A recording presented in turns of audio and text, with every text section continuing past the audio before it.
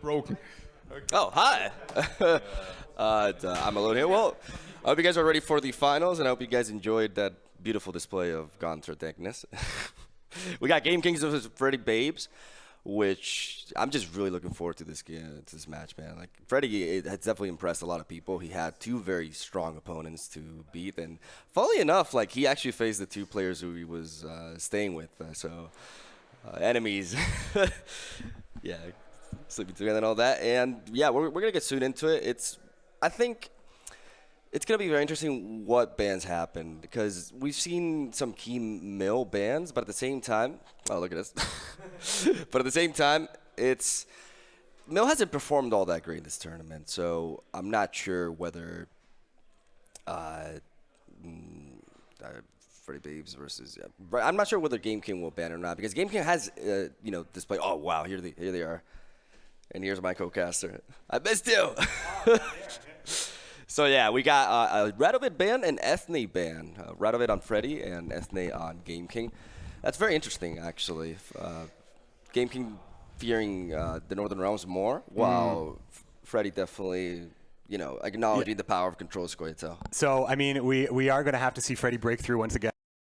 We're going to see that. It looks like Gameking is we've seen already that he's good at playing around it as well, and without specifically, maybe as specifically as we've seen in the past, where a lineup, if JJ's lineups, specifically like super against Mill, Gameking has just played the matchup so much and knows how to play around it while still actually running decks that aren't necessarily hindering itself against like a different landscape of cards. But Mill is, I think Gameking's just totally fine with Mill, and Freddy's going to have to break through with it against a player that has beaten it. Yeah. I think that's going to be the key thing here because Gameking defeated Panda that way. He did not let his opponent get a single win with a mirror. Even though he started with a 0-2 record, he managed to reverse sweep Panda, which is incredibly impressive. He just shut down that strategy. And if Gameking can replicate that and shut Emir down, that could be the deciding factor here. I'm very excited. I'm also very pumped to see the John Calvate deck again, as it was not banned this time around, the Soldiers, which is one of the highlights of the tournament for me personally. For sure. And it's really cool. I mean, just like in the last finals, the Gameking is once again in the finals here. He is exactly. Representing the home team over here from Austria, and we're going to take a quick look at Gameking's profile in just a second. But I mean, this is the moment we've been waiting for. I think that this lineup, this particular event, had a lot of potential to be great, and I think that it is. It has exceeded my expectations already, and I had high expectations. I think that's as well. the norm with Gwent tournaments, though. I think this is the environment in which the game shines the most. You see these excellent players just go at it, and for me personally, it's a joy to watch. I love seeing the different approaches, how people can adapt differently. I think Gameking, the reason he's in the final today is because of his ability to adapt to specific matchups. We're getting into it here, right away. Creativity as well. There's a lot of like really interesting matchups like the Swarm, Dagon, but we see the Nilfgaard, the Empire is Gameking's lead, and I missed what Freddy is bringing. We cut into the game here. Oh boy. It's going to be Gameking's quote spicy deck. Nilfgaard crime. Let's go. Very, very interesting stuff. By the way, this is we if you're just tuning in and you're just kind of catching this right now, Freddybabes was our qualifier on last week. He went through 10+ hours to qualify to be here, and now he's in the finals here. He is coming out of the UK, 18, Gameking 19. This is basically Gwent, the future of Gwent right here. It's like some of the youngest. They're the babies. It's the final of the babies. I didn't even realize. Oh, that's true. It's really like it's really great. Like these guys talking about Gwent with these two is an absolute pleasure. And I think Guardian Standing Bear is amazing here. I think there's no way you don't go for it. Yeah. Wow, this is a very solid start for him, and we see no immediate answer, barring Shackles and the hand of Freddybabes. Gameking can get some really snowball. The Gameking is like Gameking has so many strong cards in his deck, and I don't believe, correct me if I'm wrong, he's not running like emissaries or anything like that would thin or that would be like super detrimental for Mill. So unlike some of the decks that have to play inside out and backwards and upside down to dodge Mill's devastating, fully realized strategy, Gameking is just like, I'm drawing more good cards because I'm trying to remember like exactly how everything played out when we saw this deck earlier today in the first matchup. It's going to be very interesting because the difference is when Gameking faced Panda, his John Calvate was... This matchup is so crucial because even though Gameking was able to 3-0 Panda with his mill strategy, denying it, he was not playing Calvate. So we're going to see now, because Calvate can be quite vulnerable to this, but at the same time, this is not a spy deck, so there's no emissaries. There's much less thinning going on here, which is definitely going to play an important factor. I think Gameking is definitely preserving Leo Bonart for the Avalok. The problem is, even if he knocks Avalok out, after Renew, I'm not sure how Gameking can deal with Avalok after that. I mean, I'm trying to remember if we saw like everything in Gameking's deck. I do not believe he is running I'm trying to think of all the ways you could possibly answer Avalok, because that's what it's all about. We watched a lot of mill matchups yesterday, hours of mill between Freddybabes and between Freddybabes' mill strategy and in Gameking series as well, where he was able to dance around Panda's mill. So I think that like if you've been watching this from the start, if you're just joining us now, we saw a lot of mill yesterday. If you've been watching from the start, you've definitely seen how mill plays out, and it's very it's pretty specific, right? You're trying to get Avalok out, you're trying to bounce Avalok, you're trying to run your opponent out of cards so then you can start drawing cards and just basically create an insurmountable amount of turns with Asir and Decoy, the Magni Division, and there's lots of ways to do it. Freddybabes is going to have to deal with Avalok getting removed at least once by Leo Bonhart. And he has Cahir and Calvet and Joaquim the Vet are the cards, I guess, that are the slight liabilities, because they are cards that are pulling cards out of the deck, which is contrary to normal matchups, or non-mill matchups, I should say. Not a good thing. Not what you want to do necessarily. But yeah, I'm just really intrigued as to how he's going to deal with the second Avalok. The first Avalok will be easily answered. He can either reveal the Nilfgaardian Knight or the Infiltrator and just knock it out in one hit. But the issue just lies in that, the fact that he has both Avalok and Renew in his hand. That's very powerful and just so threatening to Gameking. But I don't think, there's no way Gameking loses this round on points. Like, Freddybabes is going to forfeit this round eventually. The question is when. And also, will Gameking be able to put him in a position in which he can't, in which he forces, a lot out of him. This is going to be very... I mean, the thing is, it's tough to say. We're talking about dealing with Avalok, but we're also talking about Gameking, who played a mill matchups probably on repeat until he was 100% satisfied. And his play in day one, there were some things that went his way in the matchup that he had against Impetuous Panda, where he ended up doing the reverse sweep on mill, he's definitely played this matchup. He's scrimmed it for sure. So Leo Bonhart is definitely one answer, but then there's a little bit more, and we only saw Gameking play this deck twice, so we saw almost all of it. And since this is a mill matchup, we're probably going to see all will be revealed. No pun intended. It's interesting to see. Okay. So he's playing the non-revealed Infiltrator, but I think this is important because he's also. He may confuse Freddy and make him think that he has another spotter in his hand. Yeah, I think that can capitalize on that. I think that's also, fair, he wants to eventually, if he draws spotters later down the line as well, especially because Avalok can draw them, he wants to make sure that he can capitalize on that. So I like him playing the other Infiltrator. The thing is, Gameking is going to generate so much tempo with each play because of those two Nilfgaardian Standard Bearers that it's going to reach a point in which I think the key moment here is he has to wait for Avalok, right? He cannot pass until his opponent plays Avalok. He kills it with Leo Bonart, right? And then that forces the Renew out of Freddybabes potentially, or he forces him out. But he has to make it so that he can't afford to do that and Renew the same round, basically. I think if we're going to the minds of Freddybabes right now, it's basically, he knows Gameking, practiced the mill matchup, and he's probably doing the same kind of thinking that we're doing. How does he stop me, and how do I play around that specific thing that he has probably tested? He passes. He's gonna go for the pass. Gameking with the win in the first round on an even card state and against Mill. Winning round one like that against Mill is so good. You can just dry pass here, for example, and get one card out of him, and then just man. I mean, Gameking's decision here. I mean, we've seen Gameking pretty fine with passing in early situations, and Gameking it's going to be a lot of stuff about Gameking's Nilfgaard deck is very unique. So there is an answer. if it gets sorry, what am I talking about? I'll take that back. But it's an answer for at least Albrecht. I mean, we saw in swim matchups versus Freddybabes how you can at least deny key cards like Albrecht with artifact compression. As well as being able to deny Avalok through removal. And at this point, Leo Bonhart's going to be super key. Gameking's going to play into this, and he's going to be playing a card that is actually pulling a card out of the deck as well. But I think it's fine because the thing is he's not as powerful anymore in this round. Wait, okay, Switching gears here, going for the spotter. He wants a strong tempo play, right?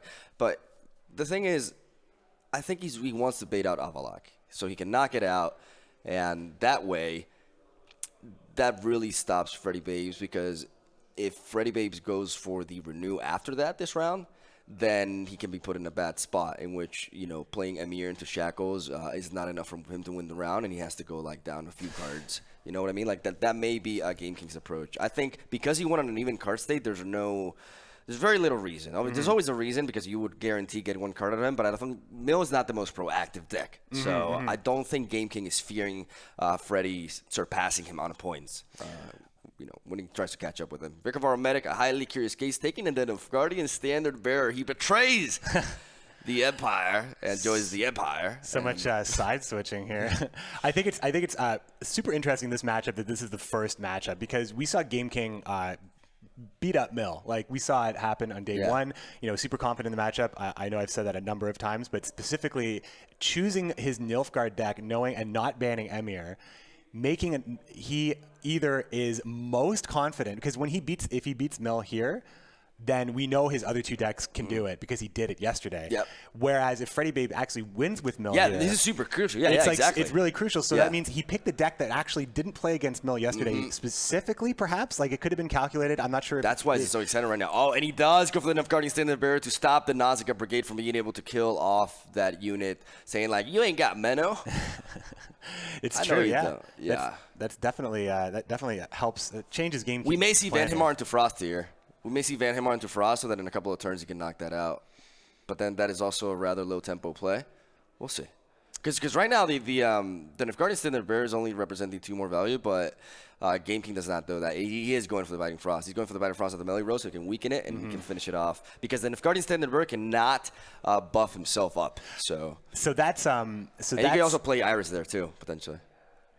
This is definitely.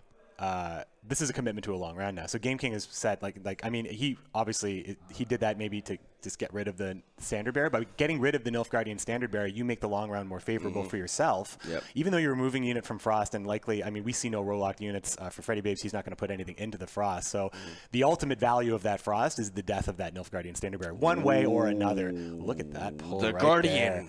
There. Well, no, it's too late for the Guardian.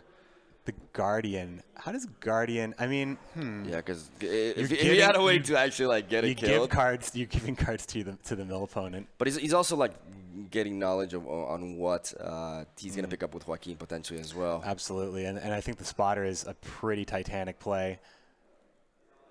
Sorry, from Joaquin specifically, whereas the Guardian, I think... He can't spot her now. He's already played the reveal that it's either Menno or Guardian. No, sorry, in a future round. We're talking about Joaquin later on.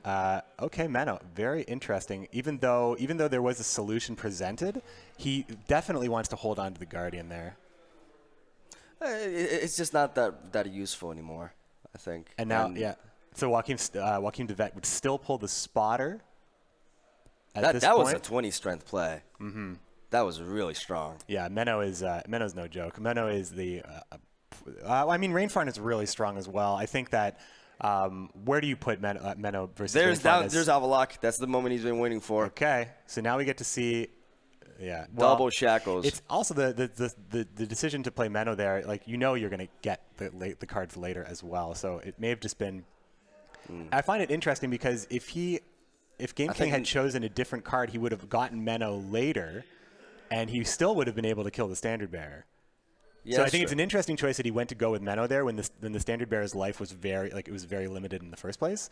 I think he may have already played all his infiltrators though, right? Because he's played 2, so I don't think he has any more, unless he's playing 3. Well, I mean, I don't think it mattered to me. I like what and he was he's not really going to want to thinking. play. He's not going to necessarily. There's wanna no play. way doesn't Leo here. Leo has to go in. He has to reveal the Guardian so that. You have to reveal the Guardian so your spotters. Spotters are going to be massive now. Okay. Spotters are 15 strength units. Holy moly. Yeah, I mean, we saw how great the Guardian was in the Melee Man matchup with Gameking. This is the key moment. Here. This is the key moment. There Renew. it is. Renew, because now is okay. If he does not, Renew. There's no, it's by no means like enough now. So I think this is the moment for. Because he has no other way to deal with this. He has to. I think he has to pass now, because the thing is, if he passes now, he forces Freddy to go down at the very least -2. But the problem is, if he will mill him though. Oh boy. If Freddy gets the Emir win with this, that would be huge for him. That would be insane. It would be. I mean, Gameking passionately. I think the solution is to Mill, 2-0 right? him. I think the solution is to do 2-0 him here. Yeah, it's like Gameking just doesn't like Mill, so he's basically become a Mill Terminator. And yeah, if Freddybabes picks up a win here, that is, I mean, Gameking there's a lot of great decks. They're great players. Basically, anything can happen. Shackles denying the Iris. Nicely done. You don't need them both necessarily. That's good stuff. So that's pretty big. That's pretty big, because that would have been a fantastic pass. Considerably. I mean, Mill's a little different in the way, like what you let your opponent get away with. Let's see what he does here. So yeah, we saw the Guardian play very well with the Death Wish ability and the Melee Man, but also it functions really well with the spotters and the reveal on top of that. So like, there's really cool synergies in Gameking's deck. I love this deck. Yeah. I love it. It's really cool. All right, down goes Amir. He's going for the play now. This is very low tempo though, so Gameking can definitely punish this if he wants to. Like, he could pass now. Ratasser has no good target. Last year doesn't. Like, he knows his opponent's deck. So a pass here is actually, a pass here puts him in a really strong position, I think. But then you can also make a case for just keep on playing and just. I think he's going for the 2-0. That may be his best bet. It's very possible. I mean, there's a lot. We see a lot of power in Gameking's hand, a lot of potential. The Infiltrator activates the Nausicaa Brigade. The Standard Bearer is, this is dangerous. It is what it is in a non-weather matchup. But I think that's a card for different matchups. 9 points is, gonna have to take it there. Here comes Avalok for a third time. 2 more cards. Drawing the Golem. That's actually good, though. In a mill matchup, that's what you want. I think at this point he's going to get milled anyways. Yeah, it's just going to happen, right? Yeah, he just can't stop it. So I think he may just have to go for the 2-0. But now he may regret the Menno play. Because now the 2-0 is like, it's harder now because of Magna Division. Now he may regret what we were talking about earlier. He may regret the Menno play here because that 20 strength. With the Infiltrator in hand now. Yeah, that would have been great. I mean, there was a decision made for sure on Gameking's part. The value that he was getting out of Menno right there, and like what the future was, not knowing that. I mean, ultimately, Avalok is going to get played. It's mill, and there's a number of ways to pull it. The only way, I mean, we saw a matchup with Panda where Panda could just not find Avalok or Sarah or Stefan. So it's possible, but as soon as he played Menno, Avalok gave him the other 2 cards anyway. That hailstorm is actually representing a threat if this prolongs itself. Gameking is in trouble. Gameking is actually in trouble. This is a difficult call here. Because Freddybabes it's going the way Freddybabes wants it to go. I mean, yes, Avalok was removed once, but I mean, Renew is there for a reason. Late around Avalok, or you play Avalok, sometimes your opponent passes. Renew is super strong in that case, and then you get to bounce with Emir, and then you get to bounce with K here. And it's just, there's the mill opportunity at this point between it's going to get to the point where the Magna Division is going to be in case you haven't seen a lot of the mill matchups, Magna Division will just be drawing Freddy cards and giving nothing to Gameking if this all goes according to plan here.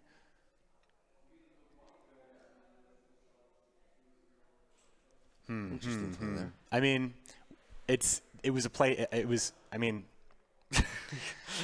Yeah, I'm not sure. Putting yourself in the mind of 2 of the best players in a mill matchup is definitely something that it's a bit of a mind bender, because I know that mill is, you have to practice against it to really get there. I think Cynthia on the draw here, and luckily getting the Golem out of the deck first. So I don't understand that Infiltrator though. I don't get it. He doesn't have Menno anymore. Could just be reflex. I mean, you usually always target the largest unit with Infiltrator. Yeah, but if he targeted the Vicar Medic, for example, he could have killed it with a Nausicaa. Yeah, and actually get the buff. So that's like better. That is true. Yeah, I'm just a little bit thrown off by that play. Like, I'm not sure what his thought process was behind that. He has a 24-point lead right now. You gotta get milled anyway, so you may as well get the value from Joaquin. Yeah, I mean, 3 Nausicaa Brigades would suggest that. I mean, there's no, like, Freddybabes knows what's possible. Well, the thing about Gameking's deck is that it was banned, never played, and seen for the first time, like, earlier on. I mean, putting on Gameking on specific stuff, like Freddybabes, I'm sure he paid very close attention. Oh. Joaquin dead card, but that's okay. But you're talking about the mill's going to occur anyway, is what you're saying. So here's the last 2 cards coming out of Gameking's deck. But Gameking can no longer draw any cards. Freddybabes with 2 Magna Division, at least drawing 2 additional cards. I think he lost his chance to actually capitalize on him. Now, oh man, I think Freddie may get the win with this. It's not looking great because we know the potential of Mill in this situation. When your opponent is decked, if he gets it's the ideal situation, and he got there. Oh, this is actually pretty tough. It's tough. Okay, Cynthia, this is great timing for Cynthia. It's a strong Cynthia, but then again, he doesn't have. It's not like he has a huge lead over his opponent, and Azir shenanigans are going to happen. It's just going to be nutty. I mean, the Nausicaa Brigades can hit. They can all. I mean, you get the extra damage if you play the Vico Varomedic, if you infiltrated that, but. The thing is, there's only so many spies that can actually be hit. So by making the largest unit the spy for the 3 Nausicaa Brigades, it ensures that all 3 of those instances of damage can occur. So ultimately, it's more value to play Infiltrator on the larger target. Correct me if I'm wrong. But he'll get 7 damage out of each of those, whereas there's just no other spies to hit. That's very true. So it's he basically. That's very true. No, actually, that makes a whole lot of sense. He gave the brigade basically an all-you-can-eat buffet of spy points. You're very correct. Yeah, each one of these Nausicaa Brigades is just 12 points because of that Infiltrator. Yeah, that makes a whole lot of sense. It's cool. Like you want to kill stuff with Nausicaa, right? That's where you get your extra value. But ultimately, the real value is going to be the ability to do all that damage. Otherwise, you don't want them just as 5 strength cards. But here we go. That is his last card, Sarah, and now after that he's going to play Azir, and Gameking knows this. Yeah, Gameking is triple Raw Tosser is actually threatening. Yeah, there's a lot of bad news going on right now. It looks, I mean, it's just the fact that there's no cards left for Gameking, and Gameking just has it 2-0 at this point. And he's not running a Seer either. But the reason why Gameking is playing his strongest plays here is because he's going to have to pass before like playing something like Cantarella or even the Imperial Golem.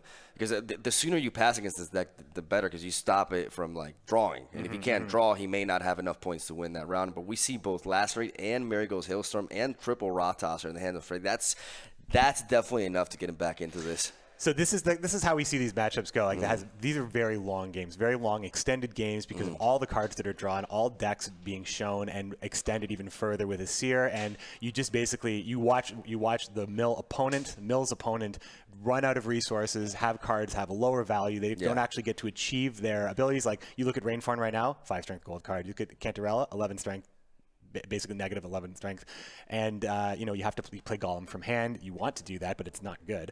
And ultimately, you watch the opponent you see it all happen slowly before your eyes. The degeneration of everything you built as your hand gets smaller, and Freddybabes just keeps drawing cards, putting Decoy back in the deck. Decoy is Seer put back in the deck.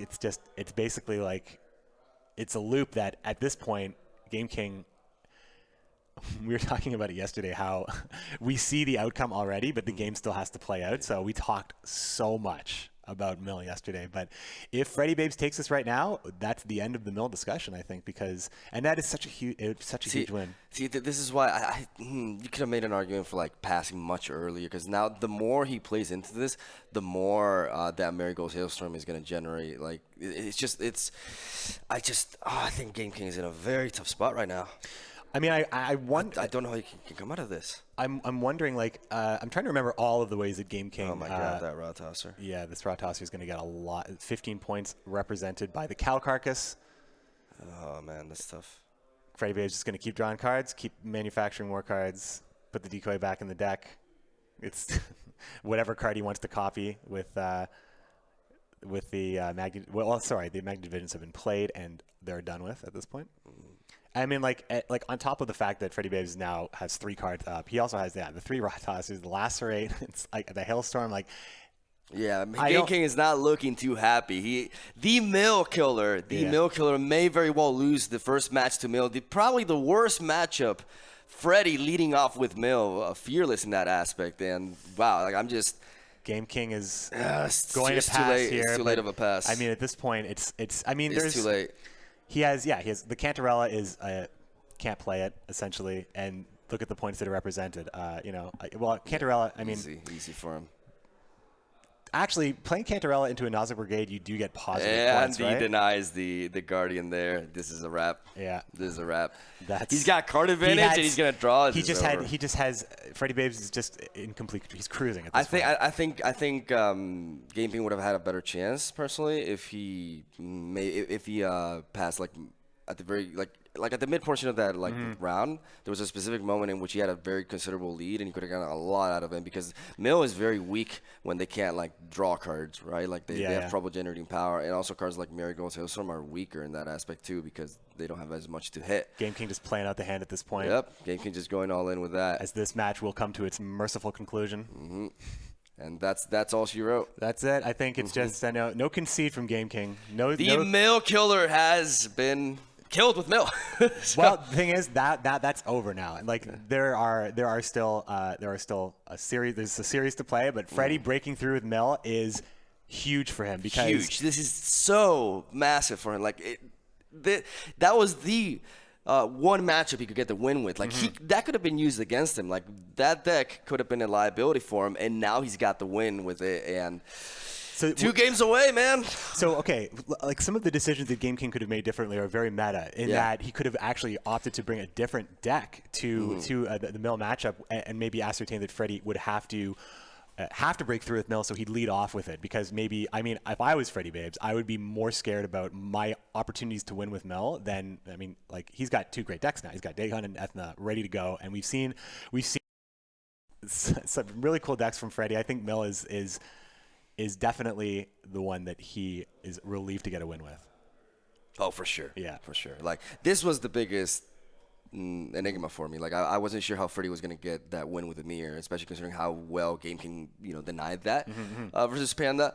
But the fact that he got the matchup with Calvade in the first round, he's got 2 very strong leaders, your Dagon and Ethne. Yep. While, Gameking was locked out of Ethna for the ban there. Yes, he is. And I believe that is potentially his strongest deck. So we're going to see. It's great. So we're 1 up. We're 1 up right now. Freddybabes got a very key victory there, and he has that very interesting. So we may actually end up seeing a match with that very interesting Monsters deck of Freddybabes and this very interesting Nilfgaard deck that Gameking has shown is, it's fairly strong. He's taken 2 losses with it, but he did win with it, and decidedly so with some really interesting Nilfgaard deck. So, and the monster deck from Freddy is very unique as well. So I'm looking forward to that clash if it happens. I'm looking forward to seeing more John Calvade with soldiers. Honestly, I don't love everything Nilfgaard, man. It's just if it's Nilfgaard, it's just I don't get tired of seeing that. That deck is so cool, and I'm very excited to see how it will match up in against that Swarmy Dagon list. It's very intriguing because he is running the Guardian Standard Bearer, so he can counter that weather. Yeah, and it's true. Counter the because we do know Freddy likes to play Will and Spirit twice. Yeah. So the fact that he can shut down the fog is very important. He has a very snowbally effect, and he also storms a little bit himself. So it's going to be really interesting, I think. But the question is, will Gameking lead off with, or try again with John Calvade, or will he switch it up here? I think you talked about the Nausicaa Standard Bearers being the weather clear, and I think that while Gameking has a lot of really interesting synergies, there are very tiny tweaks there, like the Nilfgaardian Standard Bearer, the Nausicaa Standard Bearer, the weather clear unit. Because it's a soldier, I think Gameking is totally fine having. He has 3 of those in the deck, I believe. Is that correct? 2. Is it 2? Okay, but that's still that's anticipating the monster matchup, which. Everybody brought Dagon. Everybody's running weather at some point in this tournament. So, the weather clear units, we've seen a lot of Archgriffins in the monsters matchups. The Nausicaa Standard Bearer could make the difference. If there's a lot of ways to recreate weather, we're gonna have to see as we're gonna get into the next match in just a moment. It's very exciting, man. Shout out to Freddy. What a run! Great run he's making. Freddy's probably feeling pretty good. Anytime you go up 1-0 is fantastic. Yeah. Here we go. We got monsters versus elves. as Gameking decides to switch it up and bring Dagon, and Freddybabes brings his movement Scoia'Tael deck. Very powerful deck that revolves around, well, moving stuff, obviously, for one, and then also hailstorming things. Yeah, I mean, movement, we've discussed this tons of times already, that, you know, because this is a meta where Hailstorm exists, moving units onto the same row has been proven to be very strong. And, you know, in Freddybabes' deck, we've seen cards like Geralt Ard and Zoltan plus Renew to generate those cards again. And then we see the final gold here with Avalok. So Freddybabes with the early pass, just like Gameking did to Melee Man earlier today. Freddybabes going to go ahead, like, take that long round. Do what you got to do. I think you either go Kimara or you go Harpy. Or just going to go. Oh, no, okay. Not You really know, worried he too much wants about weather. to have all those consumption mechanisms there. I like this. I like this play too. Yeah, like I mean, he could have opted to do a carryover piece, Yeah. but it's like, it's really kind of going carryover in a long round. You know, it's going to go on. Like it starts to be minimized over time. How valuable that is there. I'm looking at K-Ran. I'm trying to think like what's the prime target for it. You could even make a case for like, this is a bit far-fetched, right? But Jotun hitting it for 3 damage puts it at 6, and then K-Ran could consume. I'm talking about Olgierd. He could consume Olgierd. Yeah, I mean, But I mean that doesn't really make any sense because he wants to get Olgierd to the graveyard basically, because if he's playing Caretaker, he wants to steal it to have it himself. Because it's at this point, and it's interesting because we've seen this line of play with the control Scoia'Tael list, right? But with this movement deck, this is not really like. I think this is the first time Freddy does this with this list, right? Oh, I mean, like the early pass with this deck. I mean, we saw how Gameking operated the spell-based version of Ethna. It's a very different deck. That variation, it's completely different. It's almost as if the only real common place is the what you get done with Ethna in Hailstorm or whatever other special that tends to be available. But I think that generally, like, I think that the K-Ran is going to have opportunities to get something that gets damaged by weather or pinged by Jotun. I think that that's probably your best bet. But, you know, the option is here, Olgierd being row-locked, like, since, I mean, I think Olgierd is probably, it comes back anyway. That's the thing, right? You can make an argument for Jotun here to eliminate this triple Kills them all. It's actually like, that's totally fine.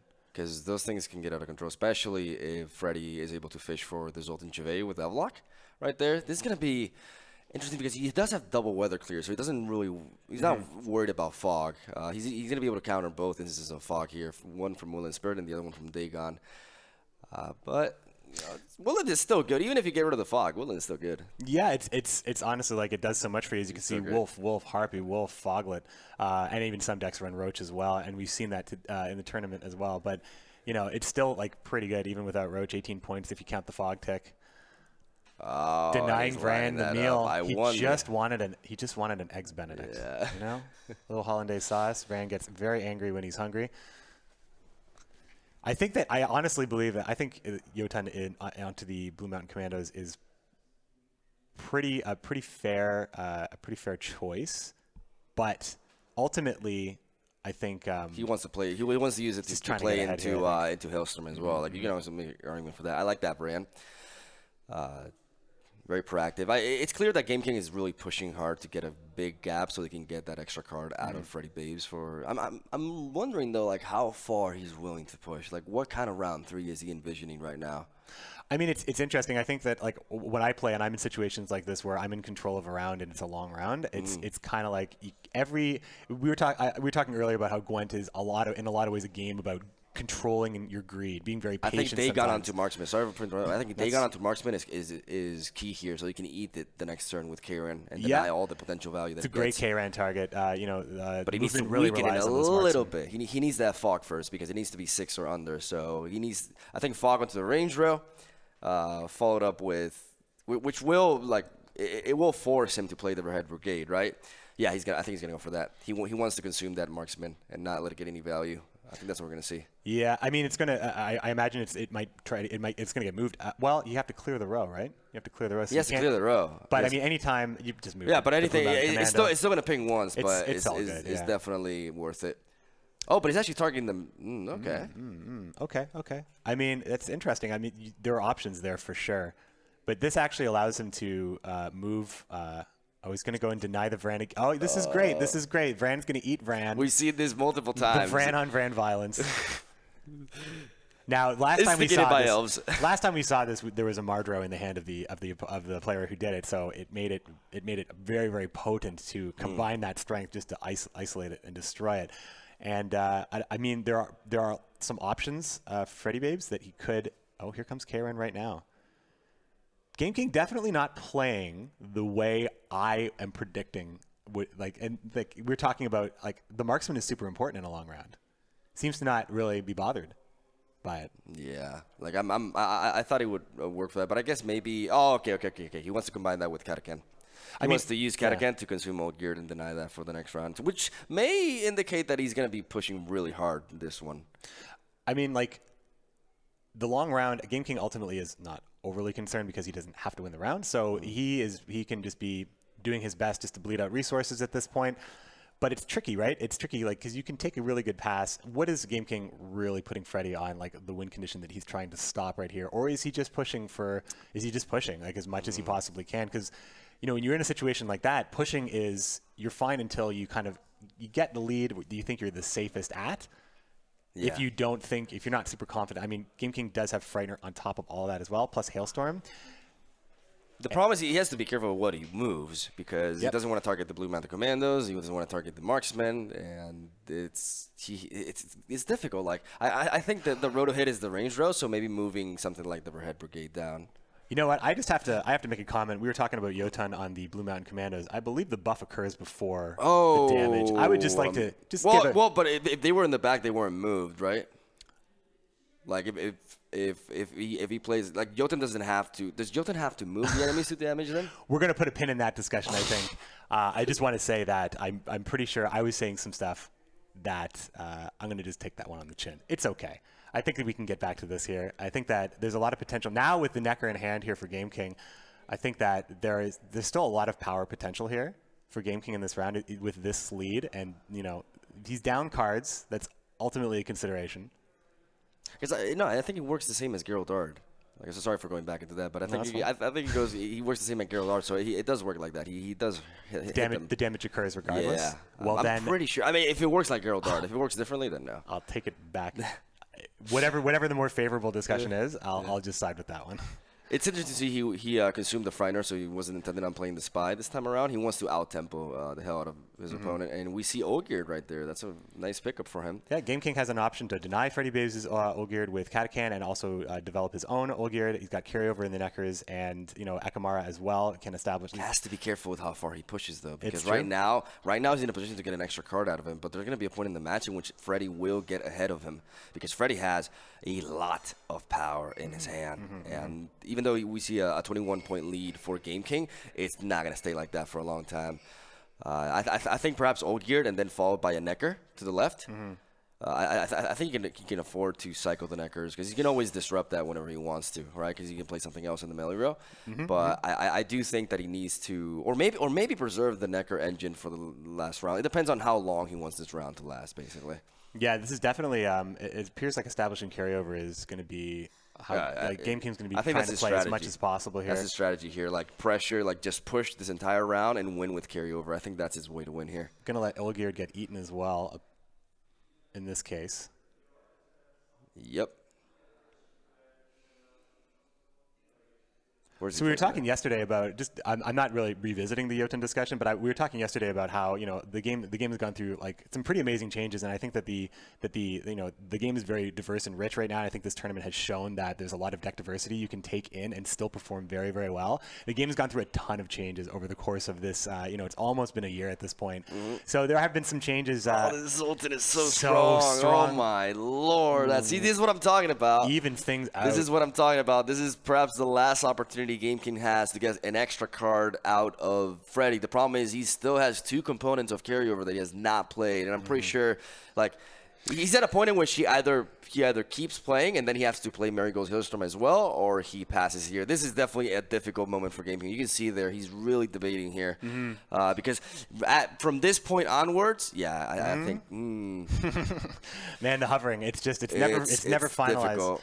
I think that, you can play Akamara into Necker in round 3, but you do have that extra unutilized Necker in that case. I mean, you could you could play the Necker right now into the Vran, and I mean, actually that would make the Ekimara. It depends on how Gameking really wants to cycle and utilize the strength. He's gonna go for it. He's going to go for the carryover and actually get into a position where he could. I mean, being down on cards, this is incredibly risky. Yeah, He's going to take the pass there. Yeah.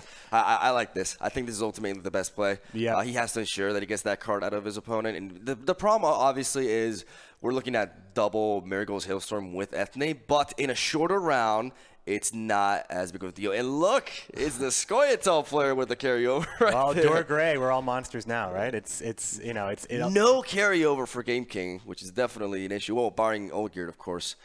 So it's a rather Olgierd's a wash, and the draw right here, it's interesting because it's still a strong card that's going to get stronger with 2 more consume effects, and if he only has the Ekimara, he only will be able to cycle one of them. So keeping this is actually fine. He's going to go for it. I like that. I actually like that very much.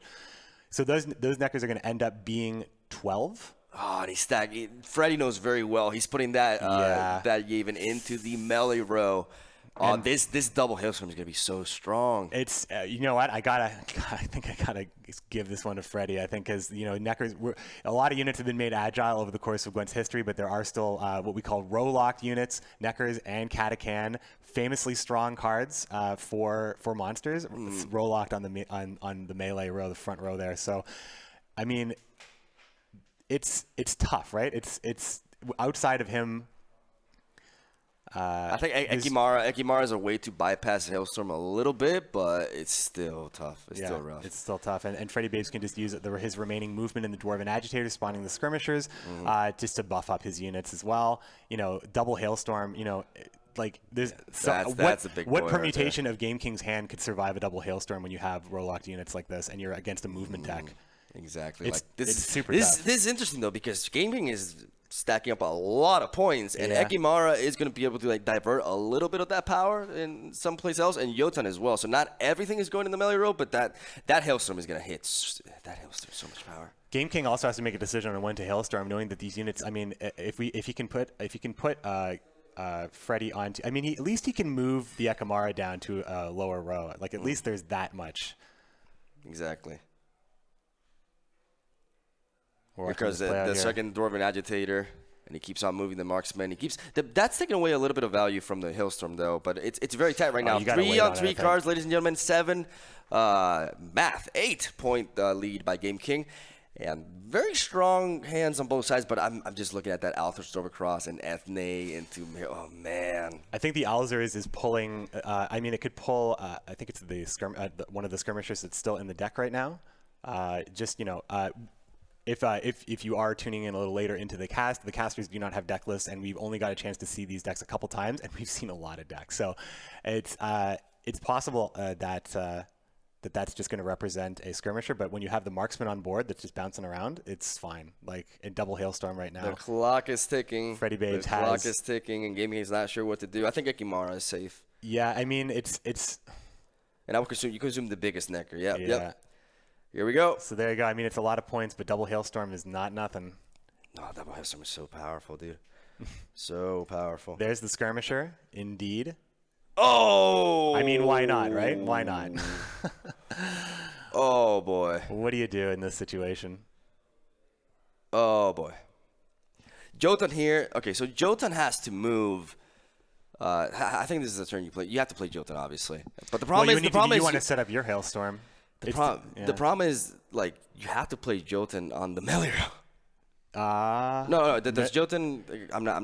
Well, no, I know what you're saying. You don't have to. I mean, you leave Olgierd alone potentially and just move. Well, if you move the marksman, if it comes down to like just a couple points, that moving the marksman is like that's the thing. Cause you want to hit that marksman. That's the biggest unit. You know what I mean? It's only like 3 value that you're going to lose from that. I think it's definitely worth it. That's what he's debating right now. He's just maximizing his value right now. Yeah. He's doing as much as he possibly can. So here we go. He's going to go ahead and move that marksman anyway. It's going to be a pretty good Hailstorm, but Freddybabes with the double Hailstorm. I mean, is it enough? Here we go. Let's just let this go. Here we go, ladies and gentlemen. Here we go. There's so much power. Oh, it's a wrap. The decision making is a wrap. I think. Yeah, it's over. Freddy's got him. Freddy 2-0 over Gameking right now, defeating Dagon. Wow. Wow, man. Freddybabes is doing work in this finals right now. Gameking with his back up against the wall. Freddybabes going into match point. Wow, and we see Gameking right there. Yeah. Wow, dude, he's one game away. Freddie is really impressive. Right now, he is winning the battle of the babies for sure. So, and I mean, it's really good. Now we're going to get to see Freddie is going to play his Dagon list now because he has to win with it. Yeah. And Gameking will have to win with his Nilfgaard list. So that matchup we want to see.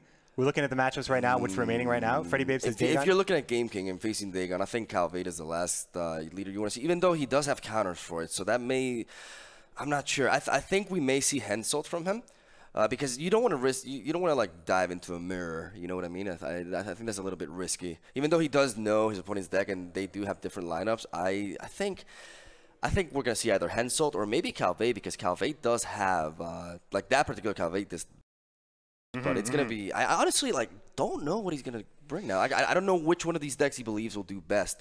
I mean, ultimately, though, he's got to win with all of them, and he's got to be Dagon with all of them. So yeah. it's really just – he cannot let Dagon win. He cannot let Dagon win. It's preference. I mean, you obviously want to lead off with your strongest because, you know, I believe for each win here. So you're trying to get as many wins as you can as fast as you can. So in this case, like, I'm pretty sure – I would love to just see I want to see Freddybabes' unique monsters against Gameking's unique John Calvert. That's what I want to see. That's the game I want to cast. I want that. Yeah.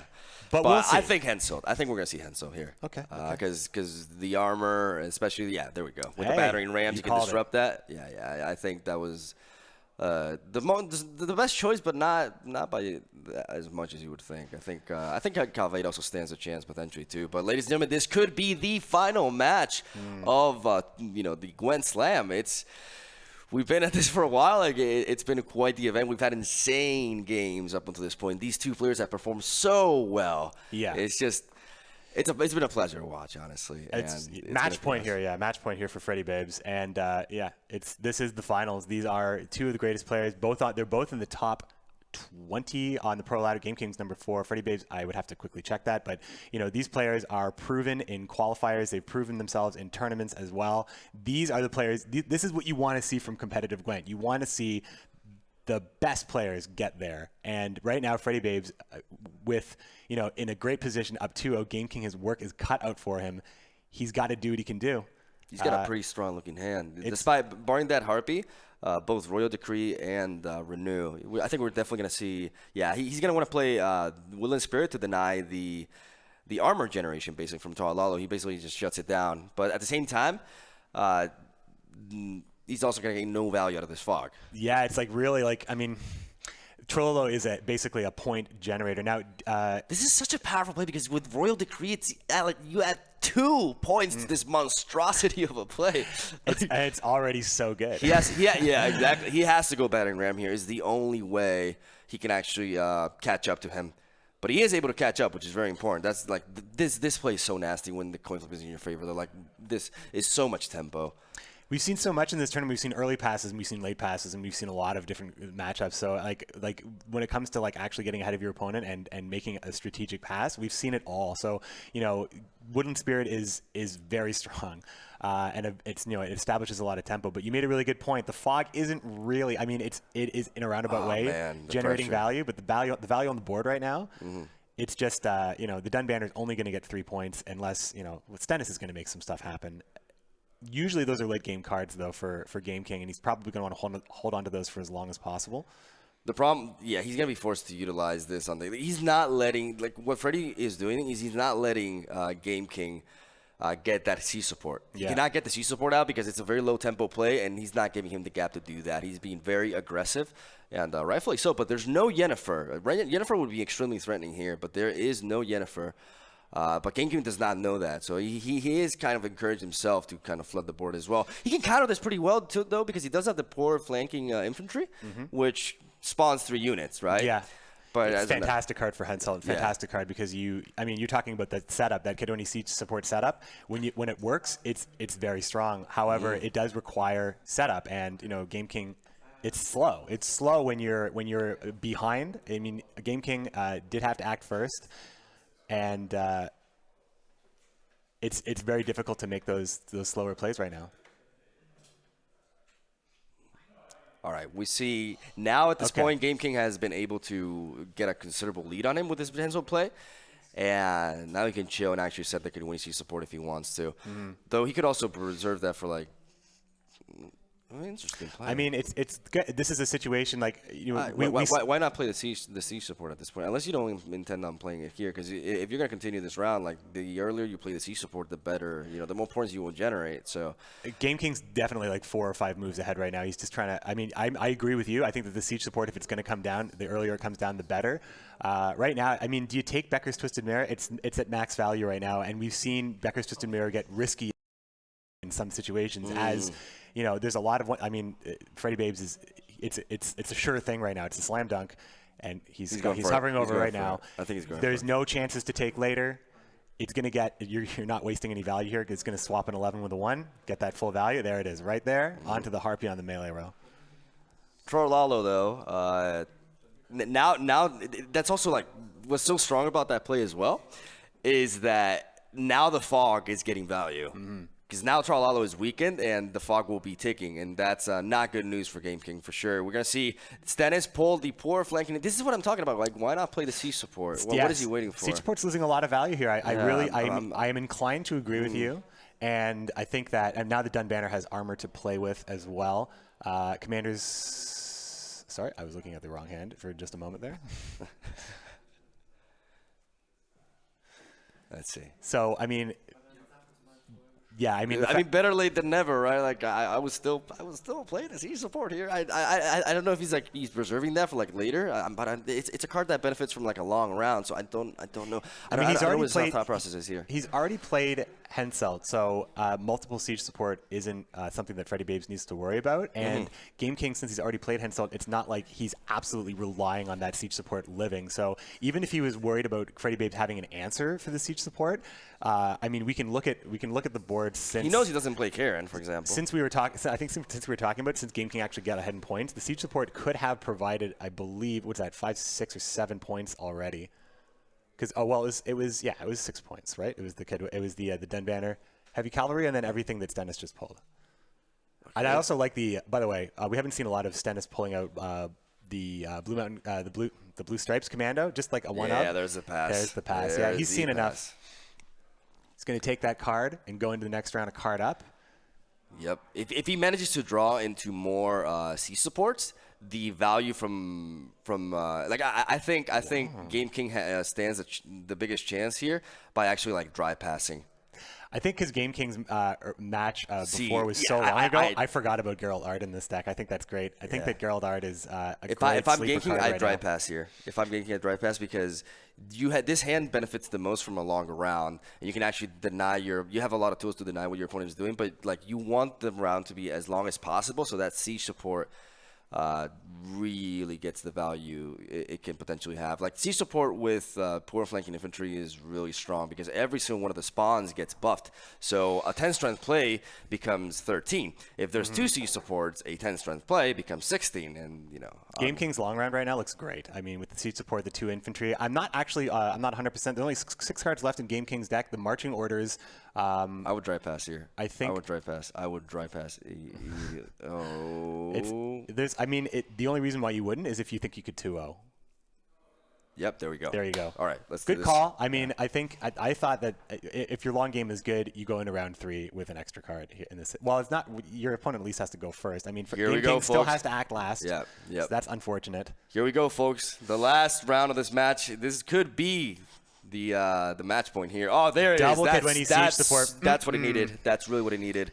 Can Gameking bring this back? You know what also is good here with Gameking? Gameking's running poor infantry and lots of ways to build up his board with like units like as far as like bodies are concerned, and that's going to hurt Yennefer's value as well. That mulligan into a Harpy, not great. Not great. Well, this is interesting. This got really interesting right now, actually. Okay, getting the Arakas out of the deck, good. That's step number 1. Gameking is just, it's very clear. He has to play the siege supports, the first thing. Like one siege support, another siege support, and then just start dropping those poor infantries. We can hear the reactions on the delayed stream on that mulligan of the Harpy. It's we've seen Harpies coming in from the mulligan have been pretty brutal. We saw Shaggy suffer with some rough draws and mulligans based around Harpies not being able to get them out of the deck. We see Harpies, and there's a lot of the Harpy decks right now. Varan Warriors with Soleno Harpies producing Beast at a rapid pace. So the Harpies usually come out relatively early. Freddybabes, however, is running a very different group of bronze cards, no Varans specifically. So it's just a little bit different. The Harpies have less opportunities, and there's also the draws as well. Oh, the Catacan. Bye-bye, Stennis. Oh, yep. I think that's it for Stennis, if I had to guess. Or Trollo. Yeah, I mean, that's also very... I mean, we saw the kid... Yeah, that gives him a lot of points, and it denies that. But that's not as devastating, though, for Gameking, I think. Because Stennis is also insanely good here.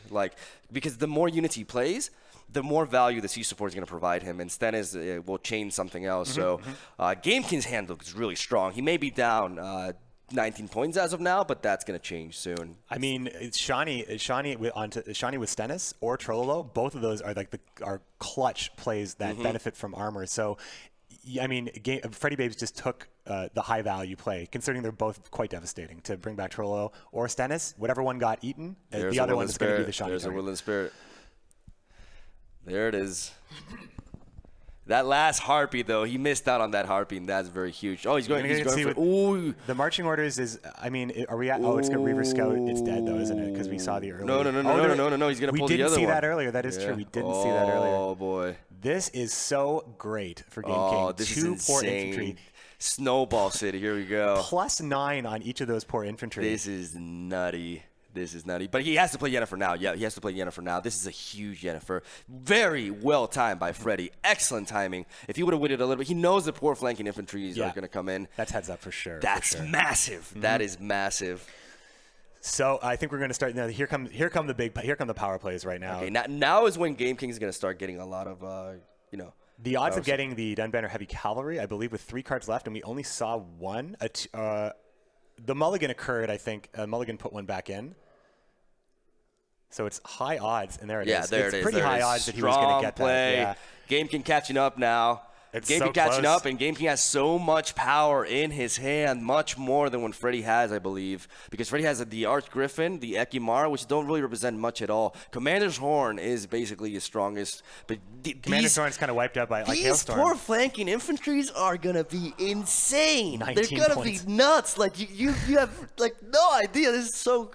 It's the best possible situation. We were talking about Codoni Siege support. Good thing he didn't play it, right? I mean, he gets to have a round like this. I was saying, why is he holding on to it? This is the reason. This is the reason. Super confident with how the draws are going to go. Look at this. Boom, boom, boom. Look at this. This is nasty. It's so filthy. Poor filthy infantry. And then he's got Ardent to Hellstorm. Oh, man. It's Gameking. The potential for Gameking right now is off the charts. And that's the strongest play from Freddy, only putting him 8 points ahead. The frog is ticking on both sides, though, but the armor is going to slow that down a little bit. Here comes the second one, and boom, boom, boom, boom, boom, boom. Disgusting. Boom, boom, boom. So good. Disgusting. I mean, the decision now for Gameking is just, Ardent to Hellstorm, and Freddybabes we're going to play this out here, but that's just a devastating amount of strength. Ardent to Hellstorm is extremely powerful here. Definitely going to go for that. I like the inclusion. I already spoke about this early in this game, but I just really love the inclusion of Geralt Ard. I think he's going to target. I think go Catacan, Yennefer, and one of the wolves. I mean, it's yeah, like for sure. I mean, that's pretty much it, right? It's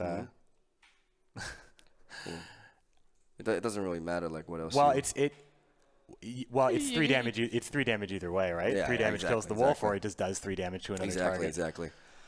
And with that switch, Marigold's Hailstorm, showing the mighty Harpy. And that is all she wrote. Gameking is not out of this. Gameking is not out of this. Getting the first win of the set. Being able to get the win with Northern Realms. He has John Calvate and his own Dagon. Good stuff. Nice. More games. I want more games from these players. This is fantastic gameplay. Very nice. Yeah. But we've seen a lot of these sets have. It's happened a player gets 2 instant wins and it seems like you're gonna 3-0, but then a comeback happens and things become very interesting. Yeah. I'm very intrigued though to see what Gameking will bring. I actually expect John Calvate expect guard John match? Calvé. Normally, like, Spies is vulnerable, but this is a very different deck, and it has Nazca standard bears, and I think he has the tools. But he may rely more on his Dagon. We'll see. He's definitely in a tough spot still. Like, he's got the win, but he cannot afford any more losses. And, oh, man, this is so tight. I mean, I like the strategy that Freddybabes has employed with the Dagon list, and he's shown that he can win decisively with it. A lot of synergies based around Yennefer swarming the board, and I think that Gameking it all came together in that, like, exactly the cards that were drawn out. Holding on to that siege support was very, very important. The timing on Hensel to keep in the first round, and then ultimately, it all came together. It was just a devastating amount of points. That third siege It's so support. clever. How I was questioning the entire time, like, why are you not playing the siege support? Like, what are you doing? And then it's like, it all makes sense in round 3. Like, that was excellent. Like, that was really thinking far ahead. Yeah, like, that's being 2 steps ahead. I mean, that's, a caliber of a player like Gameking. That's why he's made it to the finals twice in a row. Yeah, I mean, but this time he's aiming to become the champion, and we see a Dagon mare. He's opting to go with Dagon. He still believes this is a better matchup for him. He's going to go into the mirror here, yeah. So he's confident in the mirror in this situation here. He definitely has a more standard variant compared to Freddy, and the issue with this, though, is that he doesn't have as much he doesn't have many ways to disrupt what his opponent is doing. Now, is this a risky mulligan here? Probably. I think he's really debating it. He's already blacklisted one of the Harpies, I believe. So, yeah, and he got the Foglet as well. We also know that Gameking does not play Roach in this deck, so his Will and Spirit swing will be less powerful overall. But in exchange for that, he gets another silver.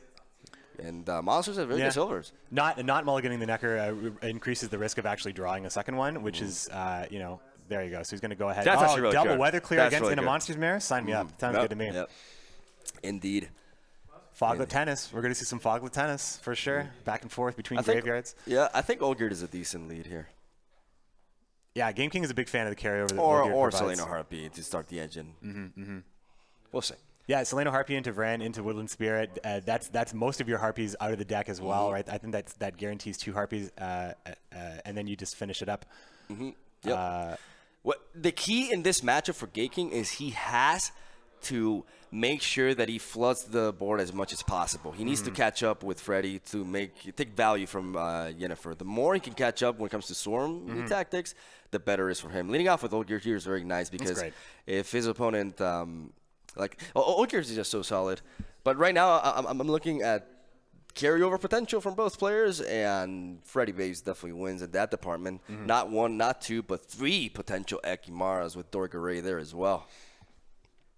Absolutely, and I think that I mean the setup with Olgierd is I believe Gameking is also running the Toad Prince, so I think that it's a great card for Toad Prince. It's also great as just a lead-off play. Yeah, just it's very safe, very nice. Yeah. All right, here we go.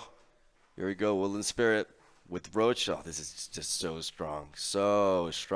Into the Harpy, into the Foglet. Woodland Spirit is a real clown car. Just all of the units that can benefit from that card. Like, he can't even, if he plays Archgriffin. Oh man, if he plays Archgriffin himself, it's not enough for him to catch up. It's tricky. It's a tricky situation here, having to act here. Gameking does not look happy. He does not look happy about this at all. That's such a strong play, so punishing. Freddy has, abused this several times in this tournament, getting that, that Woodland Spirit in, as a turn 1 play immediately after, the coin flip goes in his favor. And it's just so devastating because so many points, and it forces because in reality, like Archgriffin, well, it's a strong play because you're taking out the Foglet as well. It's 12 strength, but despite that, he basically his 2 plays were Olgierd, which was 9, and now a 12 strength play, and he's still behind. But Freddy does want to continue. That's actually good news for Gameking. Gameking now has to try to make it so that he can catch up and make sure that he's not in, because he's vulnerable. Right now, he's very vulnerable. I feel like if he chose to lead off with the Harpy and then into Vran, would that have allowed him more options? No weather clear from Freddy, by the way. Oh, I take back what I said about Foglet tennis. That Foglet's not going anywhere now. Yep. And nice actually, Gameking is and because he stole the Foglet, he can play the other Dagon. Yeah. Oh man, that's really big for him. Oh, that's actually huge. I think weather may make the difference here. Like the fact that Freddy has no answer in his hand for it. It's tough. I mean, the attrition of weather, that little extra boost from that foglet in the graveyard, and yeah, I mean, it's Gameking is going to be put in a really favorable position. This just got to push, very right? exciting. This is I thought Gameking was in deep waters when that Woodland Spirit came down. Yeah. But it's actually I'm seeing a shift here potentially.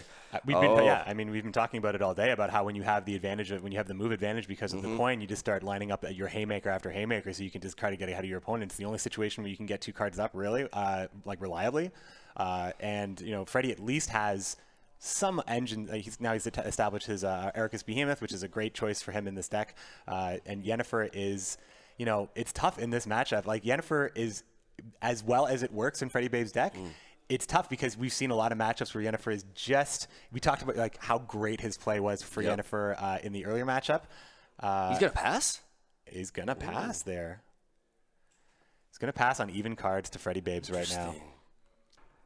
He doesn't. He wants to disrupt his draws. He wants to disrupt his draws. That's I wasn't expecting that pass at all. Let's see what he draws here. Well, he gets one of the Harpies out just on the carryover.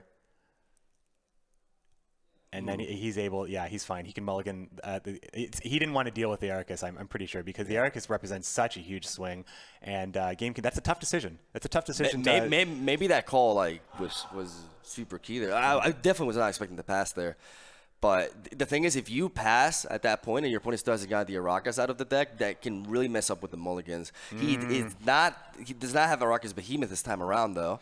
I think unless this is like a real super short third round, I think that you're fine. Maybe just discovering the Arrakis later on, maybe in round 3, you can get that 9-point play. You get the bodies on the board for Yennefer. Freddybabes is in complete control right now. He can choose to pass at any given time. But he has to play the Necker Warrior because otherwise he misses out. Oh yeah, he misses out on the Harpy. And now Gameking just has to make sure that he keeps her. And now he does have an Archgriffin though. Now he has an answer to weather, so things have changed yet again. Yeah, Freddybabes was. It was possible that he was going to be in a bit of a bind there without the weather clear, but now he's set up and he has the round win. He's got Harpies, and they're where they belong at the bottom of the deck, right? You don't have to worry about drawing them now, and they're just going to keep coming out. Yennefer has a beast represented. The Solano Harpy has 3 potentially. So we're going to see more Harpies for sure. This is really intense right now, because he was forced to play that Necker Warrior. He's kind of like gave him a chance to actually keep the same amount of cards. But even if Gameking wins on an even amount of cards, he still will not have last say. And it's Freddybabes who's in the driver's seat now. So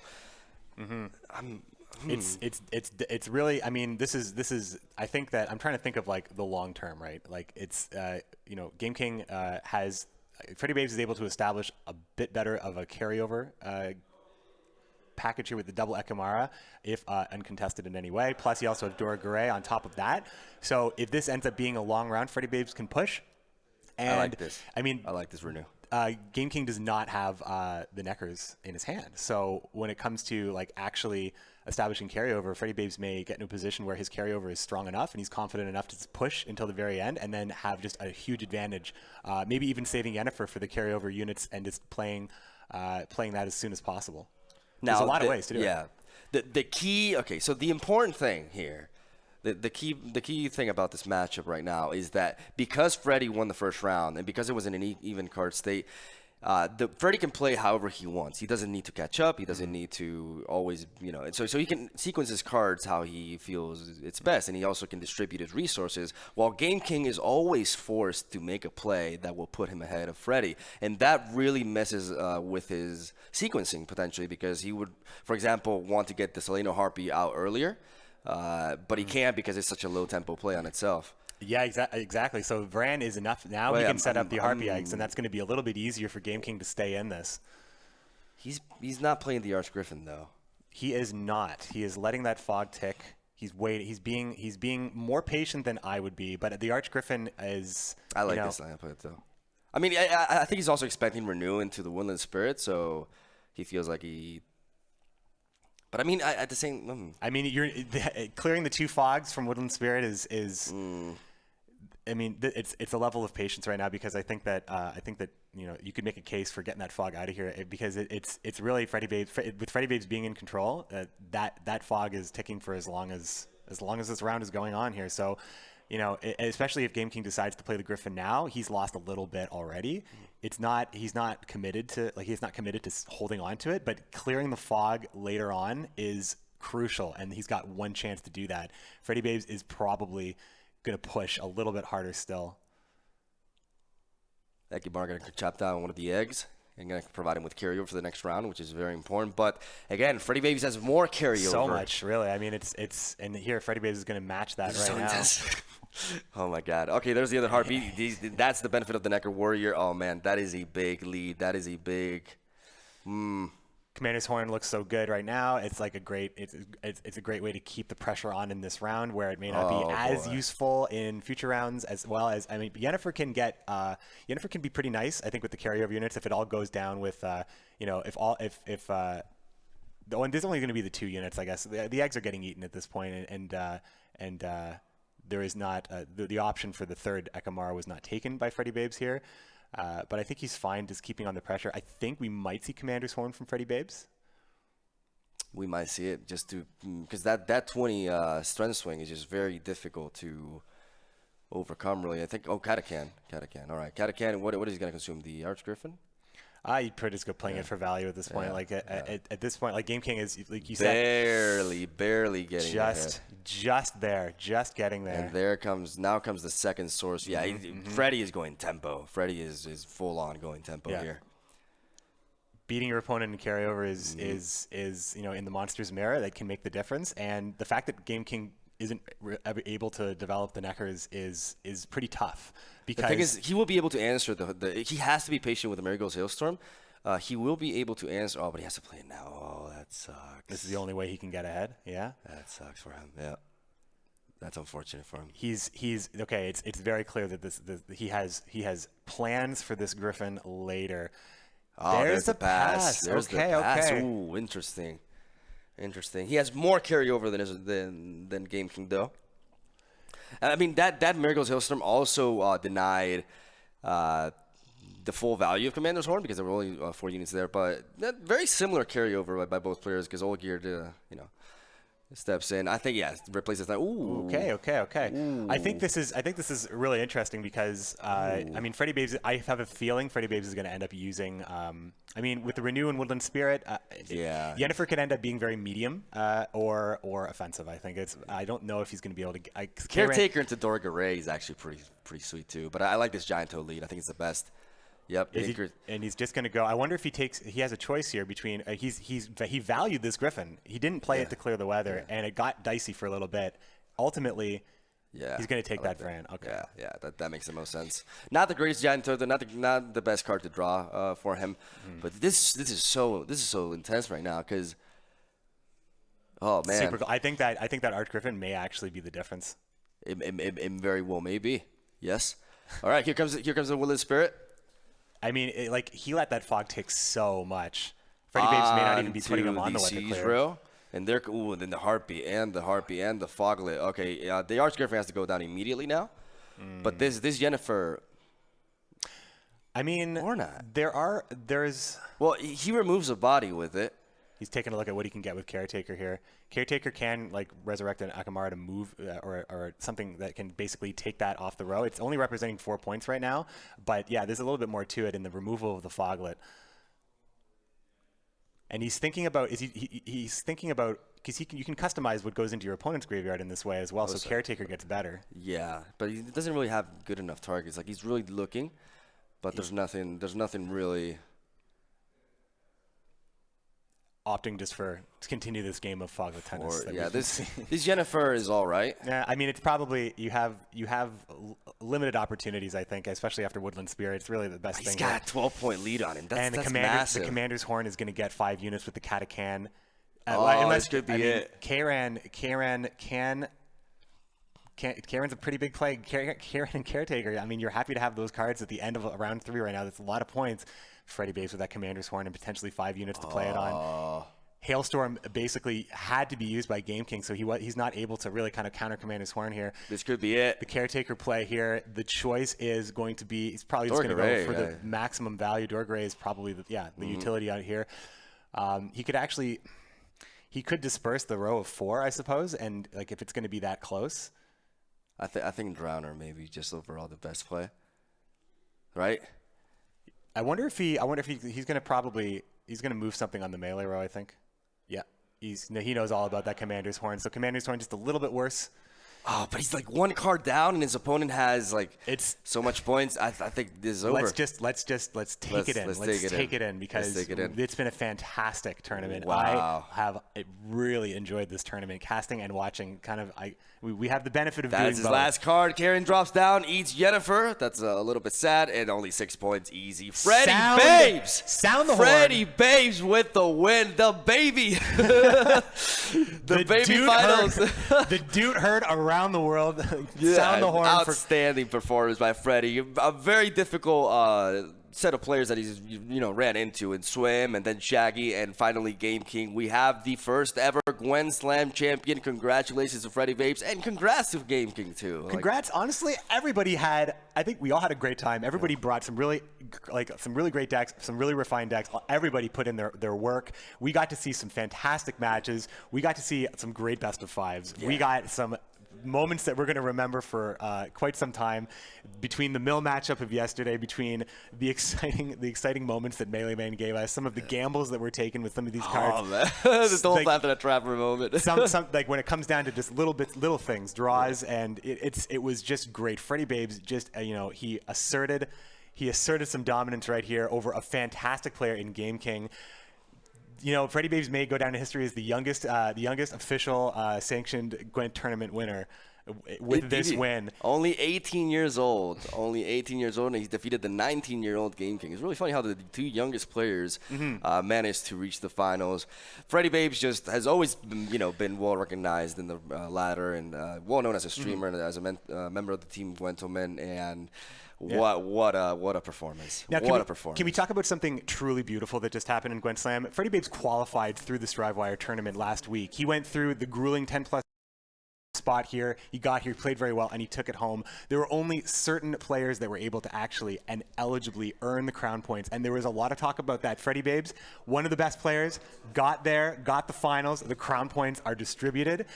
He's on his road. He's on his road to being a pro. And he's there. I'm excited. I'm excited to see him in the Gwent Master Series. And it's just he's had to face so many and remember the matchup against Swim. He was 0-2 at the beginning, and then he brought that back. It's outstanding. Okay, Freddie. Champion. Thank you. Well done, dude. Freddie, let's chat. Yeah. Let's chat. I have a lot to talk to you about. I think that series was fantastic. Here you go. Nice and close. Thanks. First of all, congratulations. Thank you. Congratulations on qualifying to be here. Congratulations on winning the finals. Congratulations on your prize money, and congratulations on your crown points. Fantastic job. Thank you. Yeah. Really good stuff. So it's been good. Let's go game by game. So how thrilled were you to break through with Mill in the first match? Oh, that was so great. Yeah. I mean, I thought he was going to pick Dagon because that's what he'd done all the time. And I was like, that's probably the easiest matchup for Mill, apart from Hensel, which he wasn't going to play against Mill. So, yeah, I mean, he got the better pick, I think. I don't know if his caveat had much thinning. I guess it did. But well, you got him, right? You realized the full strategy. He had the answer in Leo Bonhard, but unlike some other situations where Avalok was just kind of squashed, really just the renew was all you needed to completely deck him. And we saw Gameking perform well against Mill in other matchups, but not with that deck, because that deck was banned yesterday. So maybe he hadn't had the practice. I mean, it's possible. I mean, he knows he really dislikes Mill, and he let it through, and he picked Emir first. And I mean, I'm going to ask him later as well if he ascertained that you would lead off with Mill because it would be so important. Yeah, I mean, I think he probably knew. But yeah. Yeah, because you just basically was just going through the motions at the end there. You had it. Magni's at the best time. The Seer decoy combo. So good. So and being the player that brought Mill, and Mill actually getting the win there, and even though we saw some very roller coaster performances.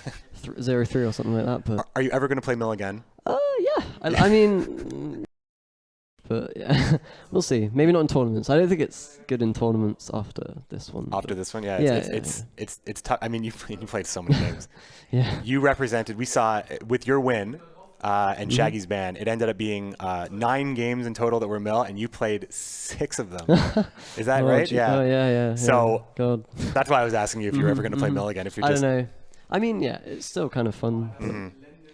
So then, I'm probably gonna get hate for that, but yeah. I think everybody's. I mean, I'm looking forward to seeing the reactions, but I think everybody's super psyched that you got here and that you got there. You got your crown points, and you know, Gameking's a fantastic player. And you got to Yeah, it's like a dream come true. It's been really good. So, how did you feel about the last match there? Like, at what point? Because you had an option, you had a really strong hand going into the second round. At any point, were you thinking about a 2-0? I mean, like if he had played Neckers and carryover and all that, maybe. The thing was like. My aim in that, I mean, I won on even, right? So I could just play as much as I wanted. I knew he plays Marigolds. I didn't want to like have a long round against that in round 3 with Horn and Yennefer. That's just gonna get crushed by Jotun, Hailstorm or whatever. So I mean, I was just like, I'm gonna keep like 3 cards in hand at the end. That'll be my finisher. And there's no way he can beat Woodland, Yennefer, and Horn or whatever. Yeah, and that's what happened. So. Devastating amount of power. What deck do you think? So out of all the decks that you brought, because you had different bands, you got to play in 3 of the sets. What did you have the most practice, most confidence in, and counter to that least practice, maybe least confidence in? Yeah, I mean, I played a lot of Mill over the course of Gwent, but also the Raikou deck as well. Yeah, the Raiku's Radovid deck, which is very popular. I played a lot of games with that, and obviously it gets banned a lot because it's so strong. Apart from that, I didn't play many games with the monster deck. I kind of just winged it, I guess. But it seemed